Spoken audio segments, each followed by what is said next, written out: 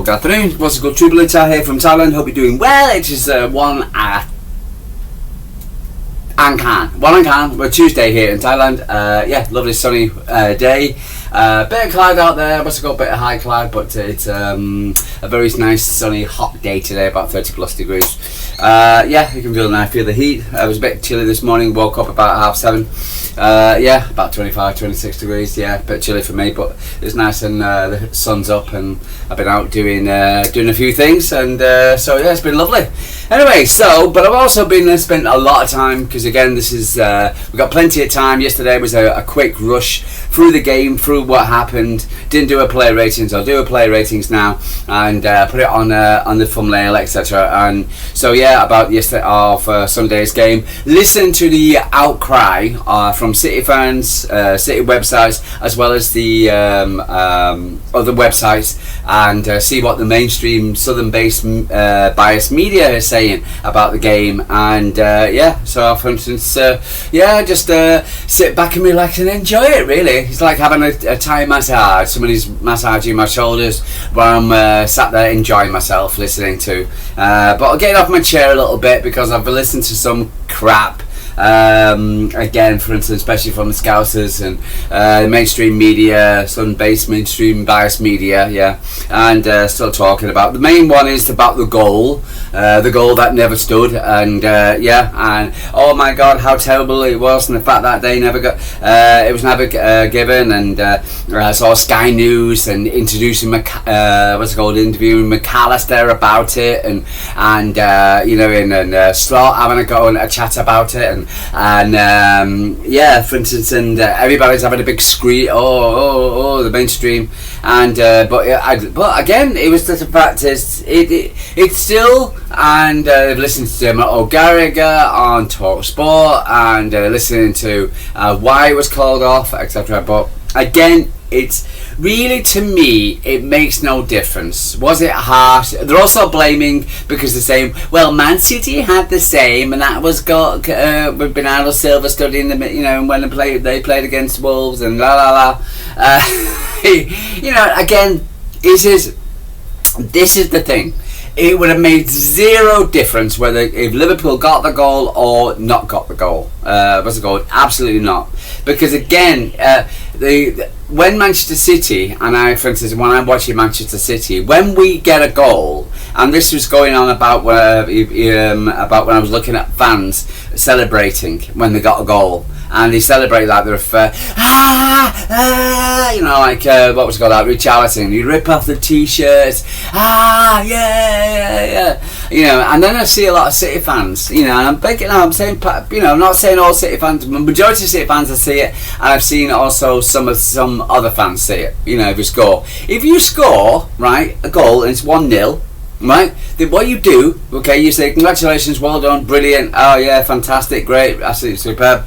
Then you say, right, next, okay, next, and the thing is, but if you're coming back at the end of the day, at the end of the game, and saying a refereeing decision didn't go for us, we was marginally offside, it was a toe, that's the difference, it should have been over the line, we should have had a foul. Alright, if you're complaining, unless there has been about half a dozen blatant issues in a game, etc., against your club, for instance, or a game, you know, like enough, you know, you can't say that, for instance, you can't, you've got to turn around and say, listen, we didn't do enough. When Man City lose a game or don't do whatever, and like with Feyenoord, for instance, and we could talk about mini games, you know, and and we don't win that game, I think we don't do enough. Okay, if you get one goal, you need to get the second. Once you get the second, you need to get the third. Once you get 3-0 up, then you can kind of like take the foot off the gas a little bit, because you know, and to say that, oh, you know, well, we've got to this far, let's slow down a little bit, you know, sorry, for instance, we can kind of like take a deep breath, because other than that, for instance, if you're complaining, if you're going on and you're experiencing, if you're going on talk show saying that goal should have stand, and were you going to get a second goal, were you going to get a third goal, or was Man City, who is the favourites in it, get the next goal, right? and it was pure Manchester City, right? We're 1-0 up, easy, and Man City were the better team. Were we performing well enough to win the game? Were we the XG, with the expected goals? We were going to get the goal. So even if Liverpool had got that goal, I don't think it would have made a difference. To me, I would have 3-1. Even had 4-1. Well, as you put down on the Man City website, I put down 4-1.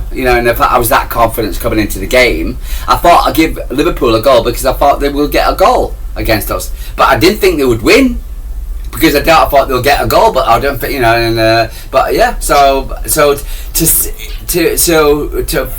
if Liverpool had got that goal, I would be still sitting saying, well, Man City would have gone on and won the game anyway, regardless.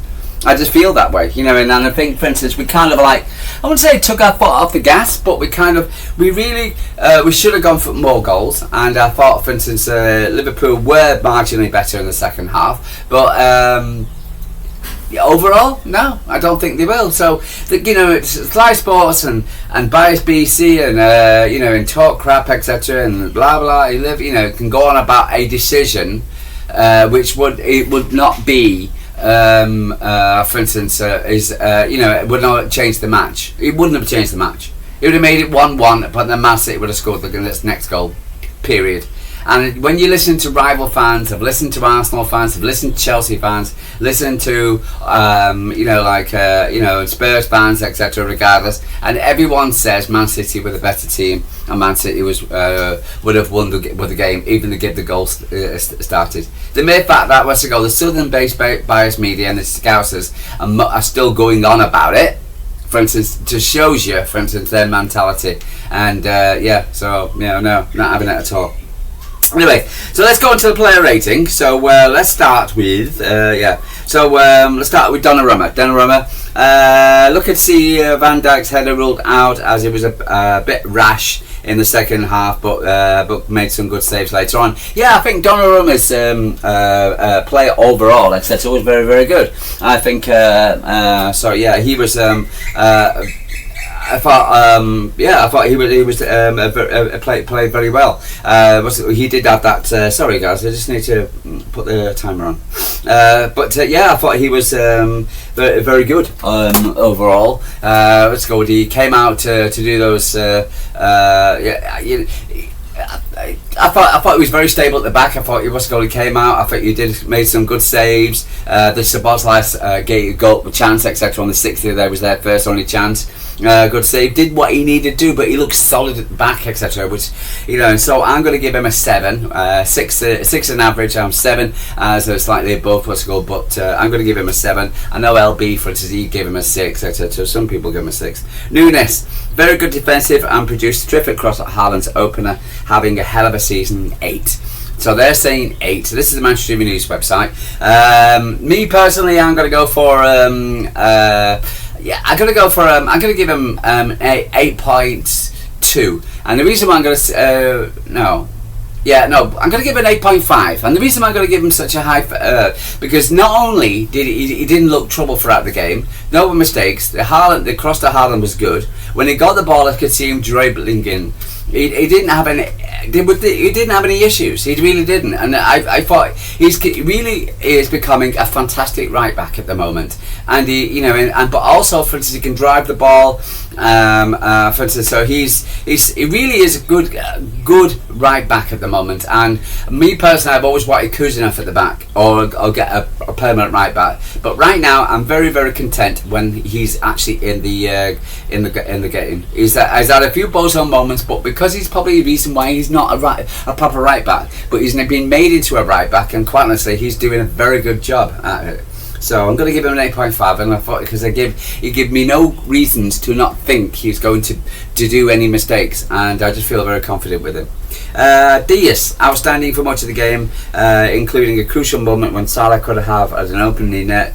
Best City defender 8. Ruben Diaz is by far coming back. He's had a few issues. His form's dropped a little bit, but to me, as far as I'm concerned, he's definitely he's back to his solid best. It's very commanding. He's working well with Donnarumma and Josh Guardiola. Absolutely playing well. Yes, about that. The decision position with over Salah. I just think he looks a very solid defender now, for instance, and a very good captain as well. So like one of our defender captains, he's got his mojo back. And so for instance, he has that dip, but I think he's well back on it now. And the way he does his team talks as well, and the way he high fives everybody, and really come on, he gets into the team as well. So I'm definitely going to give him an 8. So you can definitely have an 8 for me.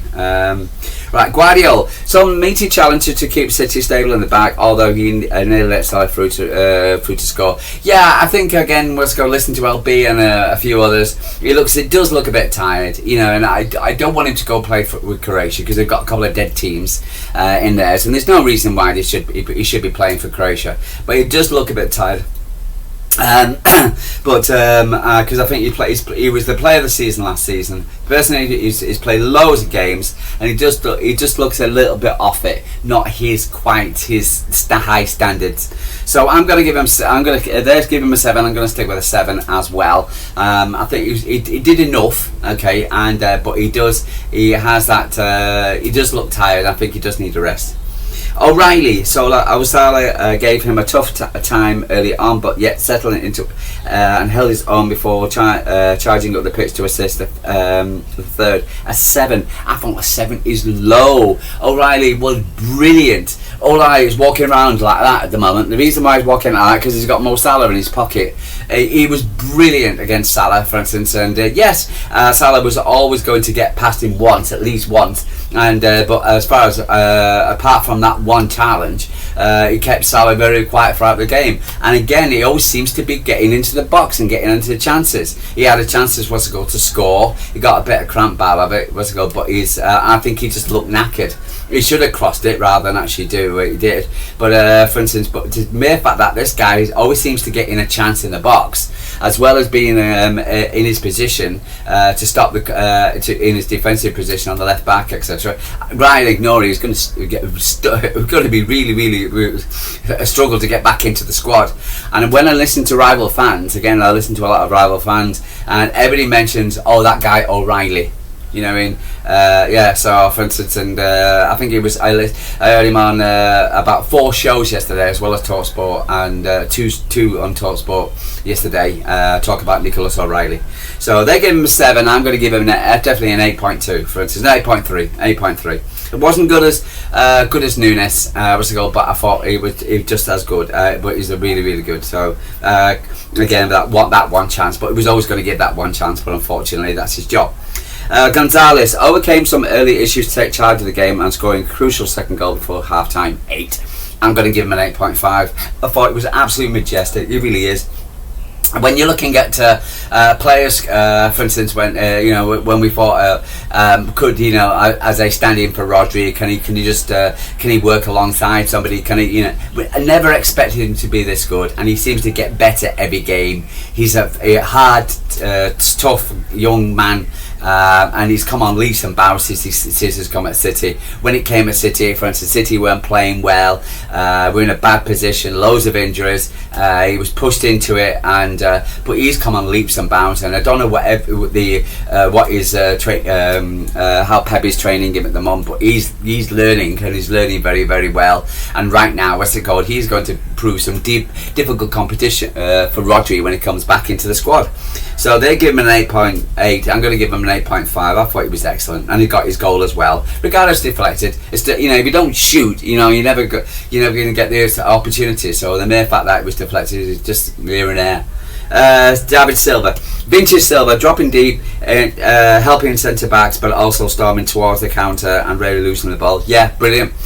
People are talking about should we give him a cheeky 1 year? Because again, for instance, one minute people are talking about him leaving, get a season, bye, he's had enough, he's done and dusted, blah blah blah. He had a good game yesterday, and it's not the first time. And I always thought, for instance, he's been given the captaincy, he's going to take it and he's going to run with it. I've always got great confidence in David Silva. Bernardo Silva, and I always feel that, for instance, he wants to end his Man City career with a trophy. Premier League trophy, for instance, so he can go to Benfica. For instance, so he's going to run himself into the ground because he's the captain and he's delighted to be so. And he's Pep's third most proven signing. I think the amount, played player. So Pep trusts him, so do I. So they give him an 8. I'm going to give him an 8.2. Ryan Turkey, some neat bits and played on when close to deflected shot off the deflected shot in the first half. A bit of a surprise he came off early in the second half. 7. Now I'm not going to say it was a surprise. I thought he was losing the ball. I thought he didn't influence the game as much as we wanted him to do so. I thought it was I was a little disappointed with him. He did give the ball away a few times, so I thought it was only right that Pep brought him off.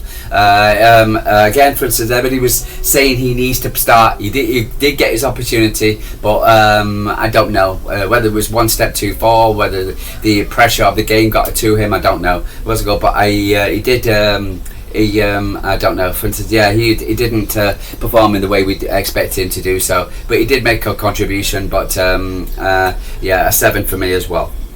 Foden early on earned another kiss from Guardiola as part of his part of the third goal, and relish dropping between the lines. 8. Foden, some people say he was not as good as he is. To me, for instance, he was very compact, playing passes. Whenever he got the ball, I always felt confident. For instance, as soon as he got the ball, you just knew that something was going to happen. I felt good that when he got the ball, and so for instance, and his passing was always to a player. For instance, his runs. You always felt there was the crowd anticipation as soon as Foden gets the ball, and we're playing out from the back, etc. And Foden gets the ball. There's a surge in the crowd because we have a good feeling about it. They give him an 8. I'm going to give him I say a 7.9. I'm not going to give him quite an 8 because he didn't have that prolific standout like I would give to Bernardo Silva, but I thought it was just below Bernardo Silva's level, so I'm going to give him a 7.9. But it wasn't as bad as what some people have been saying.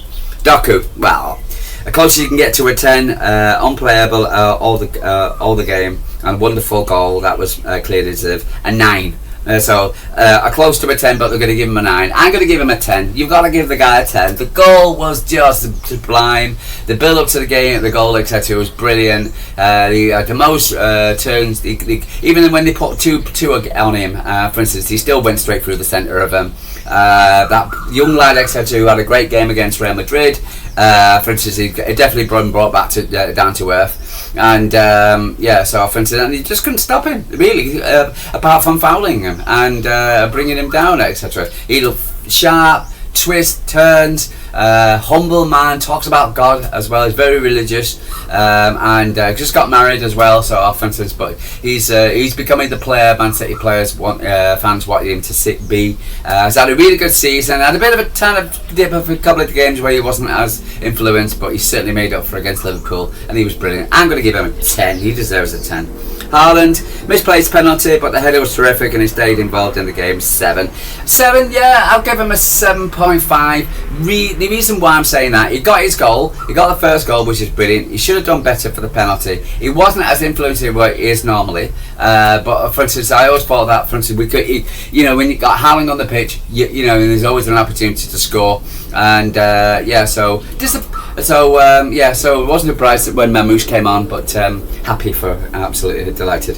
Savinho 6. I thought Savinho, I'm going to give Savinho a 7. I thought he played well when he came on, held up the ball, didn't do as much as what you would say, what you wanted from, say for instance, what Doku was doing. But I'm going to give him a 7 because honestly, he kept the ball and he did put in a few crosses, etc. But he didn't do as much as what he should do. But it's Mamouche came on for Doku, got stuck in immediately.